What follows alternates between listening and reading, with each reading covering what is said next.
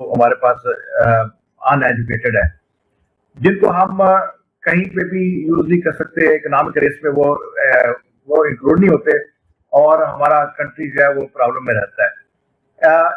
एक और बहुत बड़ा जो इशू है पाकिस्तान के साथ वो ये है कि हमारी जो बजट एलोकेशन है for education, that is somewhere around 2%, 1.87 to 2% के दरमियान में हमारा बजट एलोकेशन होती है, which is too little for a country like Pakistan. जितनी शदीद जरूरत है एजुकेशन की यहाँ पे, उससे बहुत बड़ा बजट है जो हमने एजुकेशन के लिए लगाया गया होता है। ये तो मोटी मोटी बातें हैं, लेकिन with an education system there are so many troubles. और पाकिस्तान की कुछ बातें हैं और कुछ चीजें ऐसे जो वर्ल्ड के साथ हैं हमारी भी हैं, जैसे रोड लर्निंग।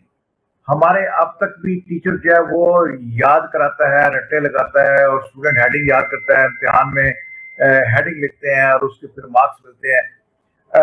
ये रोड लर्निंग का एक पूरा सिस्टम है जो कि ग्रेड 1 से शुरू होता है और टिल मास्टर डिग्री स्टूडेंट जो है वो इस सिस्टम में चलते हैं, जिसमें क्रिएटिव थिंकिंग नहीं आती, इनोवेशन नहीं आती, जिसमें नए नए आइडियाज जो है वो जनरेट करने वाला माहौल नहीं बनता।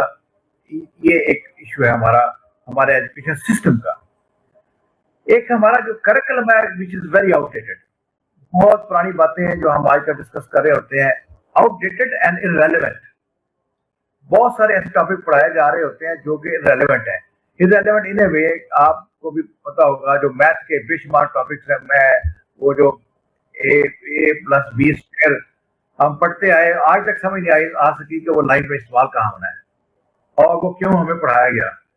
तो बहुत सारी चीजें जो कि या तो आउटडेटेड है या इररेलेवेंट है।